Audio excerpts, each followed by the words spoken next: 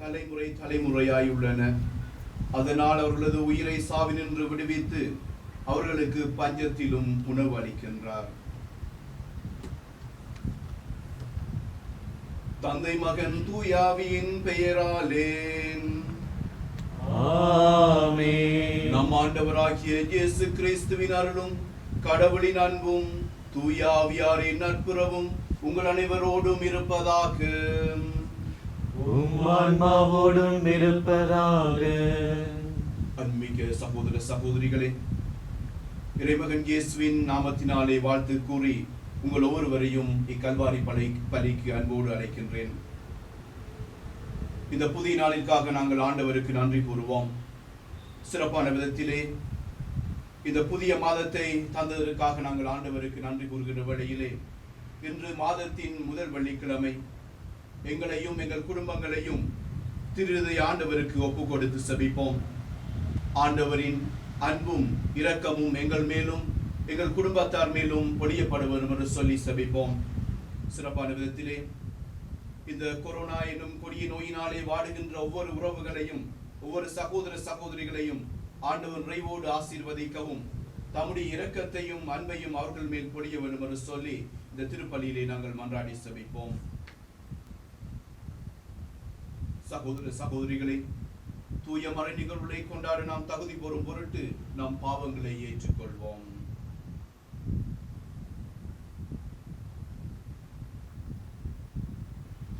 எல்லாம் வல்ல இறைவனிடமும் சகோதர சகோதரிகளே, உங்களிடமும் நான் பாவியனை ஏற்றுக்கொள்கின்றேன். ஏனெனில் சிந்தனையாலும் சொல்லாலும் செயலாலும் கடமையில் தவறியதாலும் பாவங்கள் பல செய்தேன். என் பாவமே, என் பாவமே, என் பெரும் பாவமே. ஆகையால் எப்போதும் கன்னியான புனித மரியாதையும் வானதூதர் அனைவரையும் சகோதர சகோதரிகளே உங்களையும் நாம் இறைவனாகிய ஆண்டவரிடம் எனக்காக வேண்டிக் கொள்ள மன்றாடுகின்றேன். எல்லாம் வல்ல இறைவன் நாம் மீது இரக்கம் வைத்து நம் பாவங்களை மன்னித்து நம்மை முடிவில்லா வாழ்வுக்கு அழைத்து செல்வாராக. ஆமென். ஆண்டவரே இரக்கமாயிரும். ஆண்டவரே இரக்கமாயிரும். கிறிஸ்துவே இரக்கமாயிரும். கிறிஸ்துவே இரக்கமாயிரும். ஆண்டவரே இரக்கமாயிரும். ஆண்டவரே இரக்கமாயிரும். செபிப்போமாக. ஆண்டவரே இறைவா, உம்முடைய திருமகனின் இதயத்தில் விளங்கிய நற்பண்புகளால் நாங்கள் அணி செய்ய பெற்று அவரது உணர்வுகளால் பற்றியறிய செய்தருளும்.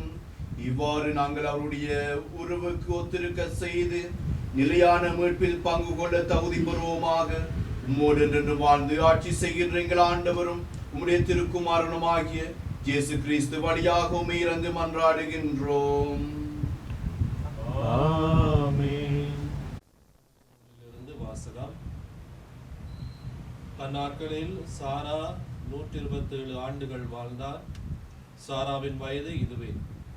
கானா நாட்டில் உள்ள எபிரோன் என்ற கிரியாத்து அர்பா நகரில் சாரா இருந்தார். அவருக்காக புலம்பி அழுவதற்காக ஆபிரகாம் சென்றார்.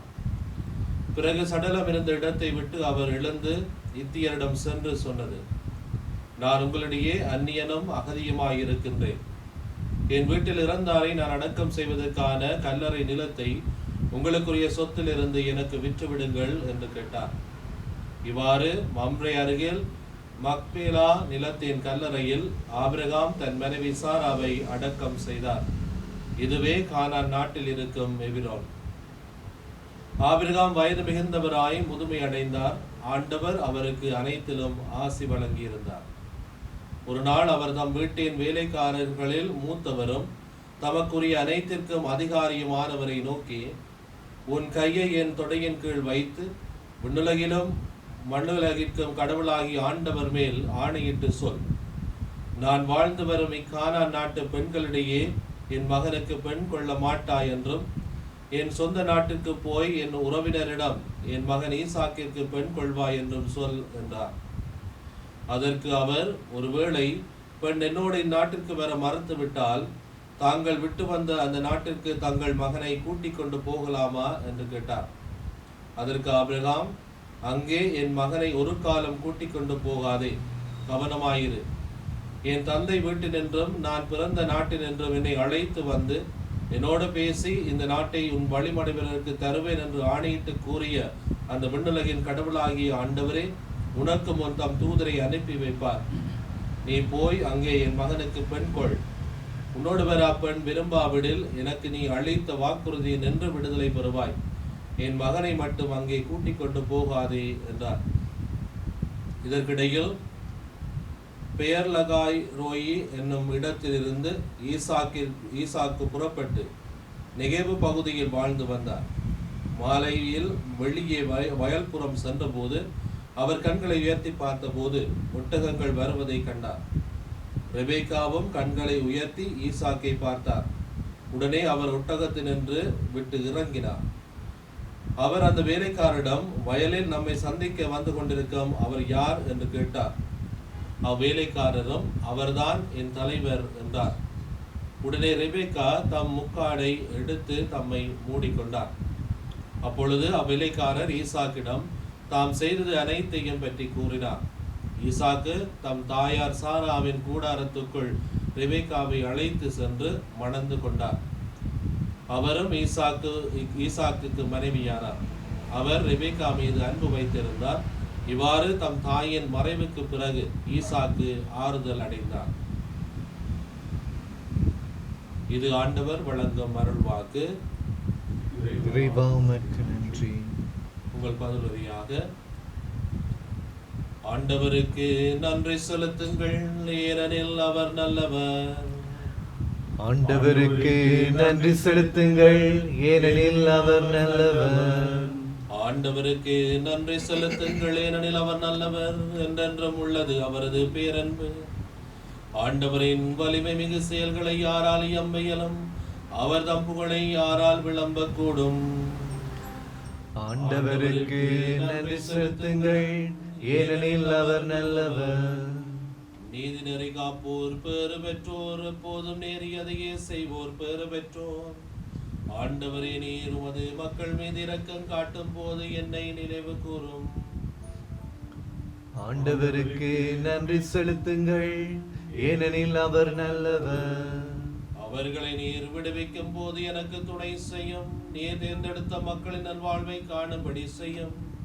உம்முடைய மக்களின் மகிழ்ச்சியில் நானும் பங்கு கொள்ளும்படி செய்யும். அப்போது உமது உரிமை சொத்தான மக்களோடு உம்மை போற்றிட இயலும்.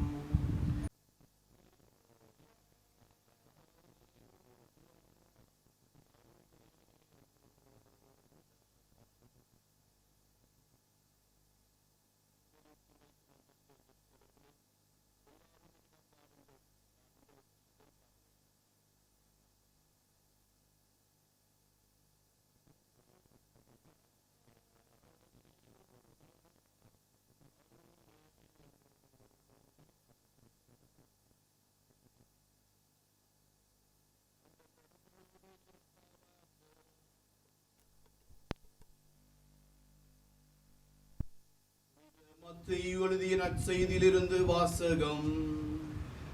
ஆண்டவரே, மாட்சி உமக்கே. அக்காலத்தில் மத்தேயு என்பவர் சுங்க சாவடியில் அமர்ந்திருந்ததை இயேசு கண்டார். அவரிடம், என்னை பின்பற்றி வா என்றார். அவரும் எழுந்து இயேசுவை பின்பற்றி சென்றார். பின்பு அவருடைய வீட்டில் பந்தியில் அமர்ந்திருந்த போது வரி தண்டுபவர்கள், பாவிகள் ஆகிய பலர் வந்து இயேசுவோடும் அவருடைய சீடரோடும் விருந்துண்டனர். இதை கண்ட பரிசேயர் அவருடைய சீடரிடம், உங்கள் போதகர் வரி தண்டுபவர்களோடும் பாவிகளோடும் சேர்ந்து உண்பது ஏன் என்று கேட்டனர். இயேசு இதை கேட்டவுடன், நோயற்றவருக்கு அல்ல, நோயுற்றவருக்கே மருத்துவர் தேவை, பலியை அல்ல இரக்கத்தையே விரும்புகின்றேன் என்பதன் கருத்தை நீங்கள் போய் கற்றுக்கொள்ளுங்கள். ஏனெனில் நேர்மையாளரை அல்ல, பாவிகளையே அழைக்க வந்தேன் என்றார். இது கிறிஸ்து வழங்கும் நற்செய்தி. கிறிஸ்துவே, உமக்கு புகழ்.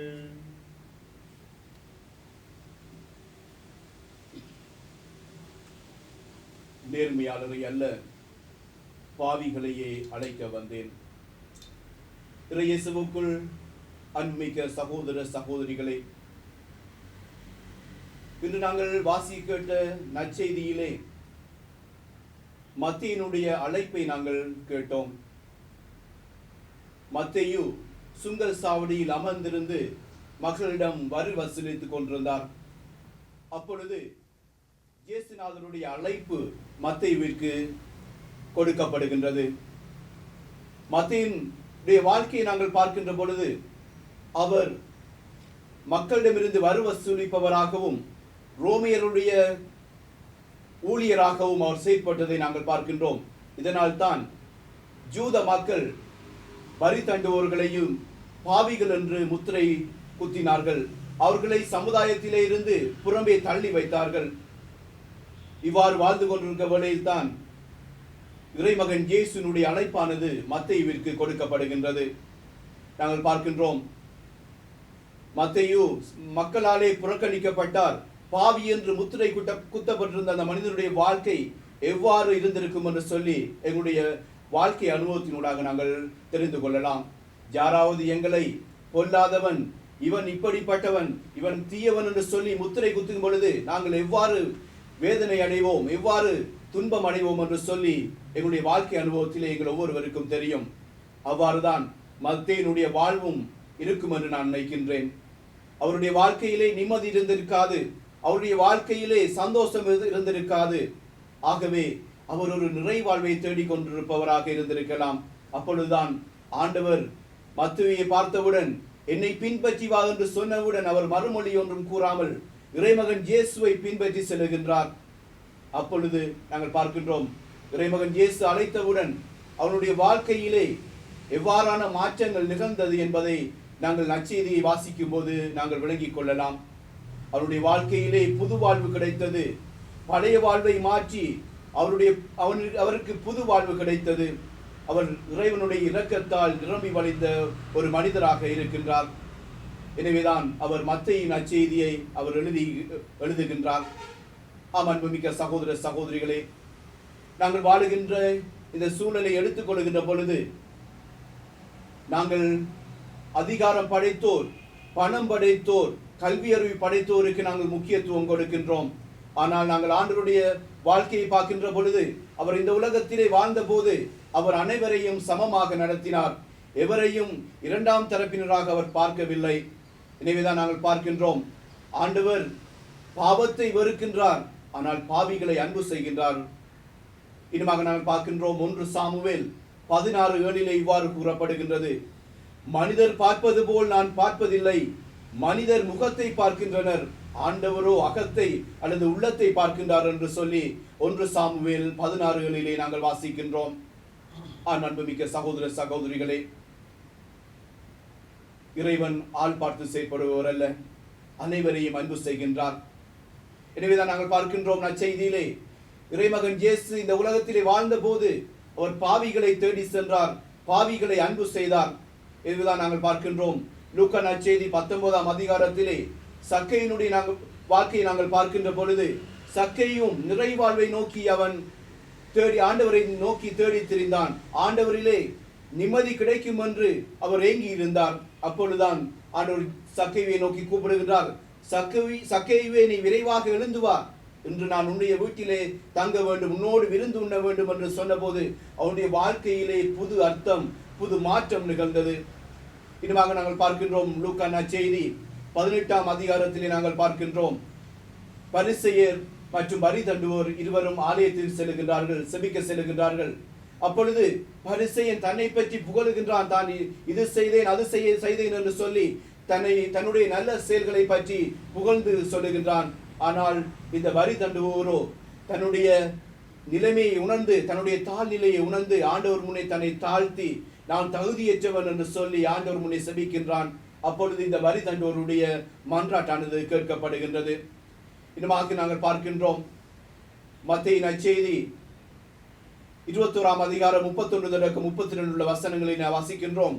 வரி தண்டுவோர்களும் விலை மகளிரும் உங்களுக்கு முன்பாக இறையாட்சிக்கு உட்படுத்தப்படுவார்கள் என்று சொல்லி இறைமகன் இயேசு கூறுகின்றார். ஆம், இறைமகன் இயேசு பாவிகளை தேடி இந்த உலகத்திற்கு வந்தார். பாவிகள் மீட்பு பெற வேண்டும் என்பதற்காக இந்த உலகத்திற்கு வந்தார். எனவேதான் இறைமகன் இயேசு அனைவரையும் சமமாக நடத்துகின்றார், அனைவரையும் அன்பு செய்கின்றார். நாங்கள் பார்க்கின்றோம் வேதாகமத்தில் இறைவனுடைய அழைப்பை பார்க்கின்றோம். பழைய ஏற்பாட்டை எடுத்தாலும் சரி அல்லது புதிய ஏற்பாட்டை எடுத்துக்கொண்டாலும் சரி, இறைவன் அழைப்பு அனைவருக்கும் பொதுவானது, ஆள் பார்த்து செயற்படுவதில்லை என்பதை திட்ட தெளிவாக எங்களுக்கு எடுத்து எம்புகின்றது. உதாரணமாக புதிய ஏற்பாட்டில் நாங்கள் பார்க்கின்ற பொழுது பேதுருவுடைய அழைப்பை பார்க்கின்றோம். பேதுரு ஒரு சாதாரண மனிதராக இருக்கின்றார், ஒரு மீனவ தொழிலை செய்கின்றார், ஒரு பாமரராக இருக்கின்றார். அப்பொழுது இறைமகன் இயேசு பேதுருவை அழைத்தவுடன் அவர் அனைத்தையும் விட்டுவிட்டு, தன்னுடைய தொழில், தன்னுடைய குடும்பம் அனைத்தையும் விட்டுவிட்டு ஆண்டவர் பின்னே செல்லுகின்றார். இவ்வாறு நான் இன்னொரு நபரை பார்க்கின்ற பொழுது புனித பவுல், அவருடைய அழைப்பானது ஒரு விசித்திரமான ஒரு அழைப்பாக இருக்கின்றது. அவர் சட்டங்கள் அனைத்தையும் நுணுக்கமாக படித்தவர், மிகவும் அறிவுடையவர். இவ்வாறான ஒரு நபரை ஆண்டவர் தன்னுடைய பணிக்காக பேர் சொல்லி அழைக்கின்றார். அவர் கிறிஸ்தவர்களை துன்புறுத்த செல்கின்ற பொழுது, கிறிஸ்தவர்களை அச்சுறுத்துகின்ற பொழுது ஆண்டவருடைய அழைப்பானது இவருக்கு கொடுக்கப்படுகின்றது. ஆகவே ஆண்டவருடைய அழைப்பானது யாருக்கும் எந்த வேளையிலும் எந்த நேரத்திலும் கொடுக்கப்படலாம். அன்பார்ந்தவர்களே, நாங்களும் இவ்விடத்திலே இருக்கின்ற வேற்றுமைகளை களைந்து எல்லோரும் ஆண்டவர் முன்னே சமமானவர்கள். நாங்கள் பார்க்கின்றோம் தொடக்க நூல் 1:27 கூறப்படுகின்றது, கடவுள் மனிதரை தாம் சாயலாக படைத்தார், ஒவ்வொரு மனிதனும் இன்னொரு கடவுளாக இருக்கின்றார், இறைவனின் சாயலாக இருக்கின்றார் என்பதை நாங்கள் உணர்ந்து கொள்ள வேண்டும். என்ன துன்பம் வந்தாலும் வேதனைகள் வந்தாலும் இறைவனை நாங்கள் கைவிடாமல் நாங்கள் ஆண்டவர்களே நம்பிக்கை கொள்கின்ற பொழுது எங்களுடைய வாழ்வு இன்னும் அதிகமாக ஆசீர்வதிக்கப்படும். நாங்கள் பார்க்கின்றோம் வேதாகமத்திலே ஜோபினுடைய வாழ்க்கையை எடுத்துக்கொள்வோம். அவர் மிகவும் சோதிக்கப்பட்டார், இறுதி வரை பிரமாணிக்கமாயிருந்தார் ஆண்டவருடைய அழைப்பிற்கு. இன்னுமாக நாங்கள் பார்க்கின்றோம் ஏழை லாசருடைய வாழ்வை பார்க்கின்றோம். அவர் இந்த உலகத்திலே வாழ்ந்த போது மிகவும் துன்பப்பட்டார், வேதனைப்பட்டார். ஆனால் மறுவாழ்விலே அவர் மகிழ்ச்சியை கண்டார். அன்பார்ந்தவர்களே, நாங்கள் இயேசுனுடைய பிள்ளைகளாக இருக்கின்றோம், இறைவனுடைய பிள்ளைகளாக இருக்கின்றோம். நாங்கள் வாழுகின்ற இந்த காலத்திலே அனைவரையும் சமமாக அன்பு செய்வோம். அனைவரும் இறைவனின் சாயலாக இருக்கின்றார் என்பதை எங்களுடைய வாழ்க்கையிலே நாங்கள் கொண்டு வாடும் வரத்தை கேட்டு செபிப்போம். செபம். நேர்மையாளரை அல்ல, பாவிகளை அழைக்க வந்தேன் என்று கூறிய எங்கள் அன்பான இறைவா, எங்களை நீர் பெயர் சொல்லி அழைத்து இருக்கின்றீர் எனும் நம்பிக்கையோடு கடந்த காலங்களை கடந்து நிகழ்காலத்தில் வாழ எங்களுக்கு வரம் தாரும்.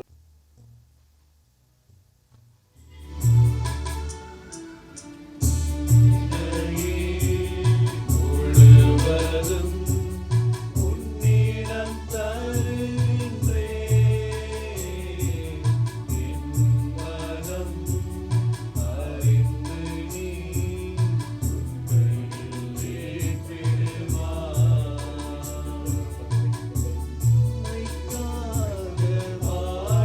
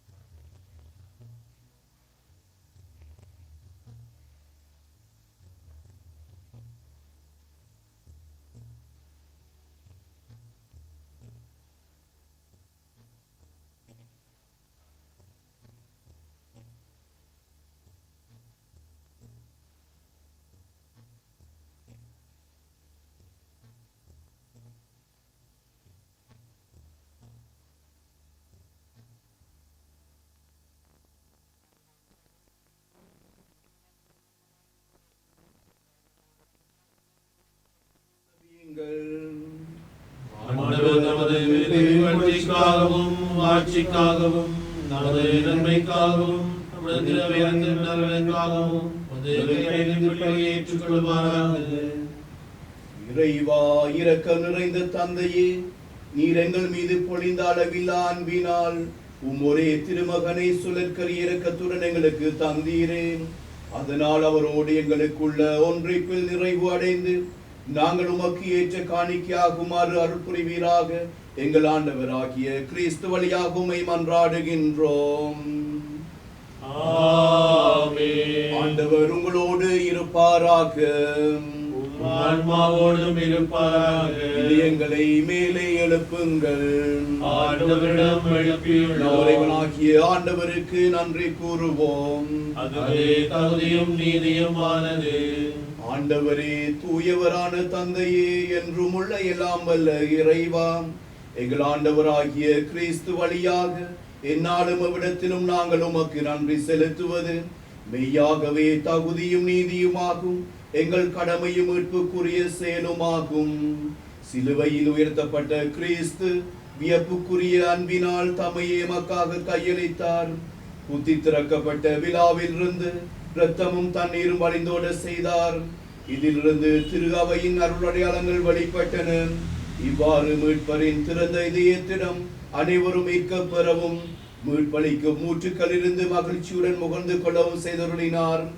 ஆகவே புனிதர் வானதூதர் அனைவரோடும் சேர்ந்து நாங்கள் உம்மை புகழ்ந்தேத்தி முடிவின்றி சொல்லுவதாவது: தூயவர், தூயவர், தூயவர், வான்படைகளின் கடவுளாம் ஆண்டவர், விண்ணகமும் மண்ணகமும் ஆட்சியால் நிறைந்துள்ளன. உன்னதங்களிலே ஓசானா. ஆண்டவர் பேரால் வருகின்றவர் ஆசி பெற்றவர். உன்னதங்களிலே ஓசானா. ஆண்டவரே, நீர்மையாகவே தூயவர், தூய்மை அனைத்திற்கும் ஊற்று. ஆகியுமுடைய ஆவியை பொழிந்து காணிக்கைகளை தூய்மைப்படுத்த உம்மை வேண்டுகின்றோம். இவ்வாறு எங்கள் ஆண்டவர் இயேசு கிறிஸ்துவின் உடலும் இரத்தவுமாக எங்களுக்கு இவை மாறுவனவாக.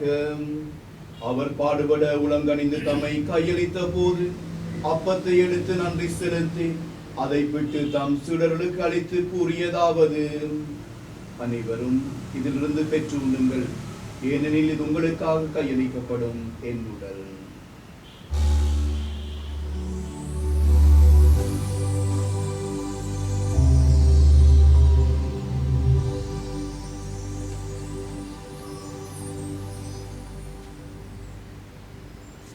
அவ்வண்ணமே இரவு விருந்தை அருந்திய பின் கிண்ணத்தையும் எடுத்து மீண்டும் உமக்கு நன்றி கூறி தம் சுடர்களுக்கு அளித்து அவர் கூறியதாவது: அனைவரும் இதிலிருந்து பெற்று பருகுங்கள், ஏனெனில் இது புதிய நிலையான உடன்படிக்கைக்குரிய இரத்தத்தின் கிண்ணம். இது பாவ மன்னிப்புக்கென்று உங்களுக்காகவும் பலருக்காகவும் சிந்தப்படும். இதை என் நினைவாக செய்யுங்கள்.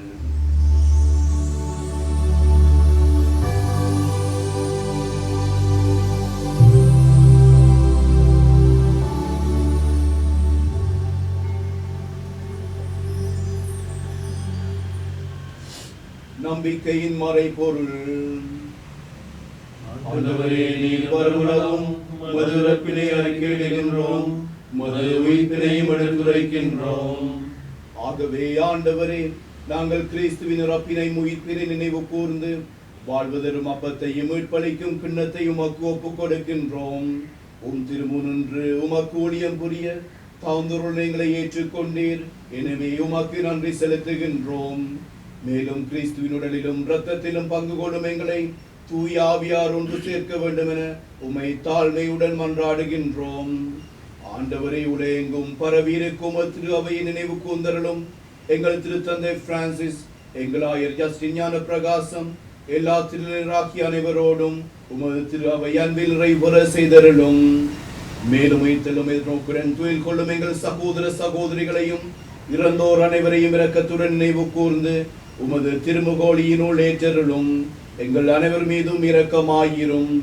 கடவுளின் கனித்தாயான புனித மரியா, அவருடைய கணவரான புனித ஜோசேப்பு, புனித திருத்தூதர்கள், இலங்கையின் அப்போஸ்தலரான புனித ஜோசபாஸ் மற்றும் இவ்வுலகில் உமக்கு ஒன்றாயிருந்தோர் ஆகிய புனிதர் அனைவருடனும் நாங்கள் நிலை வாழ்வில் பங்கு கொள்ளும் தகுதி பெற்று உம் திருமகன் இயேசு கிறிஸ்து வழியாக உம்மை புகழ்ந்தேத்து வரமருள உம்மை மன்றாடுகின்றோம்.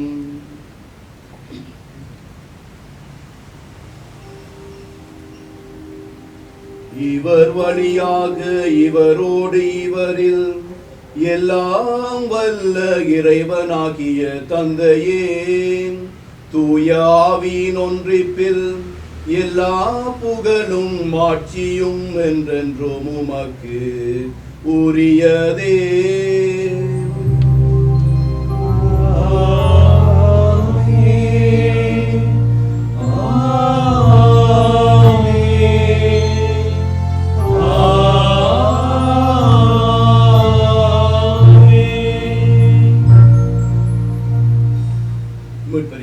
கற்பிக்கப்பட்டு இறை படிப்பினியால் பயிற்சி பெற்று நாம் துணிந்து சொல்லுவோம்.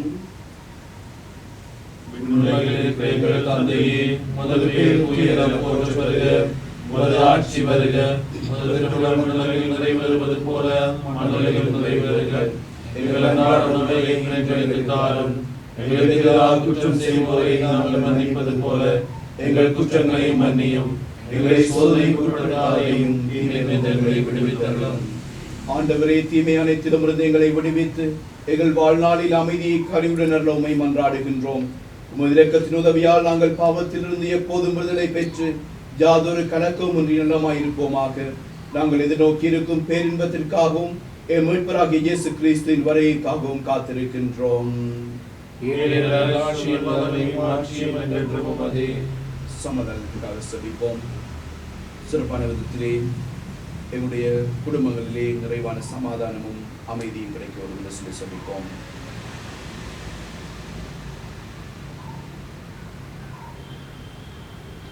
ஆண்டவரே இயேசு கிறிஸ்துவே, அமைதியை உங்களுக்கு விட்டு செல்கின்றேன், என் அமைதியை உங்களுக்கு அளிக்கிறேன் என்று உம் திருத்துதர்களுக்கு மொழிந்தீரே. எங்கள் பாவங்களை பாராமல் உமது திரு அவையின் நம்பிக்கையை கண்ணோக்கி உமது திருவுளத்திற்கு ஏற்பதற்கு அமைதியும் ஒற்றுமையும் அளித்தருள்வீராக. என்று வாழ்ந்து ஆட்சி செய்கின்றவர் நீரே. ஆண்டவருடைய சமாதானம் உங்களோடு என்றென்றும் இருப்பதாக. ஒருவருக்கு நாம் ஆண்டவர் இயேசு வழங்குகின்ற சமாதானத்தை அறிவித்துக் கொள்வோம். உங்களுக்கு சமாதானம். உலகின் பாவங்களை போக்கும் இறைவனின் சம்மதியே, உங்கள் மேல் இரக்கமாயிரும். உலகின் பாவங்களை போக்கும் இறைவனின் சம்மதியே, உங்கள் மேல் இரக்கமாயிரும். உலகின் பாவங்களை போக்கும் இறைவனின் சம்மதியே, உங்களுக்கு அமைதி அளித்தருளும்.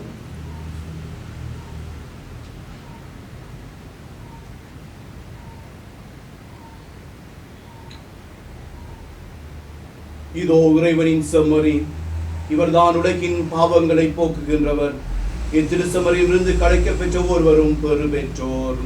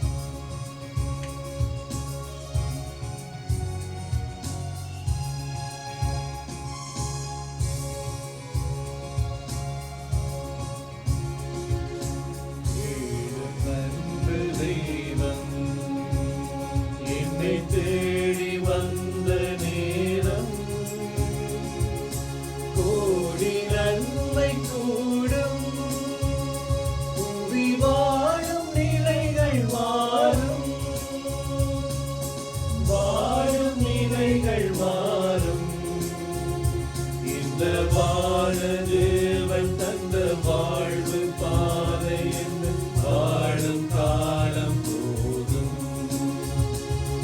இந்த வானதேவன் தந்த வாழ்வு பாதை இந்த வாழும் காலம் போதும்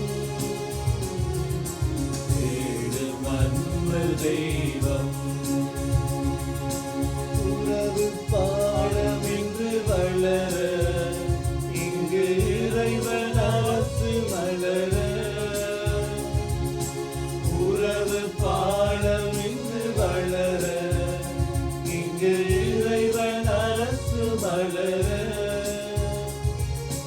உதயமாகி வந்து இதயம் யாவும் தந்து உலகம் வாழ வைத்த இறைவன் உதயமாகி வந்து இதயம் யாவும் தந்து உலகம் வாழ வைத்த இறைவன் ஞானம் காத்த கலைஞன் என் தலைவன் இந்த வானதேவன் தந்த வாழ்வு பாதை என்று வாழும் காலம் போதும் இந்த வானதேவன் தந்த வாழ்வு பாதை என்று வாழும் காலம் போதும் தேடும் அன்பு தெய்வம் அடிமை அமைப்பு இங்கு ஒழிய எங்கும் மனித மாண்பு நிறைய அடிமை அமைப்பு இங்கு ஒழிய எங்கும் மனித மாண்பு நிறைய புரட்சி குரல் கொடுத்து புதிய வழி வகுத்து புதுமை செய்த பெரும் புனிதன் புரட்சி குரல் கொடுத்து புதிய வழி வகுத்து புதுமை செய்த பெரும் புனிதன் வாழ்வை கடந்த இறைவன் என் தலைவன் இந்த வானதேவன் தந்த வாழ்வு பாதை என்ற வாழும் காலம் போதும் இந்த வானதேவன் தந்த வாழ்வு பாதை என்ற வாழும் காலம் போதும் தேடும் அன்பு தெய்வம் யாரேனும் தாகமாயிருந்தால் என்னிடம் வரட்டும் பருகட்டும். என்னிடம் நம்பிக்கை கொள்வோர் உள்ளத்திலிருந்து வாழ்வு தரும் தண்ணீர் ஆராய் பெருக்கெடுத்து ஓடும். நன்றி கூறி மன்றாடுவோம். ஆண்டவரே, உமது அன்பின் அருளையாளத்தில் நாங்கள் பங்கு பெற்று உமது கனிவை பணிந்து வேண்டுகின்றோம். அதனால் நாங்கள் இவ்வுலகில் கிறிஸ்துவுக்கு ஒத்தவராகி விண்ணுலகில் அவருடைய மாட்சியில் பங்கேற்பவர்களாகவும் தகுதி பெறுவோமாக. என்றென்றும் வாழ்ந்து ஆட்சி செய்கின்ற அவர் வழியாக உம்மை மன்றாடுகின்றோம். ஆண்டவர் உங்களோடு இருப்பாராக. ஆன்மாவோடும் இருப்பாராக. எல்லாம் வல்ல இறைவன் தந்தை மகன் தூய ஆவி உங்கள் ஒருவரை நிறைவோடு ஆசீர்வதிப்பாராக. கிறிஸ்துவின் அன்பிலும் சமாதானத்திலும் சென்று வாழுவோம். திருப்பலி நிறைவேறிற்று. இறைவனுக்கு நன்றி.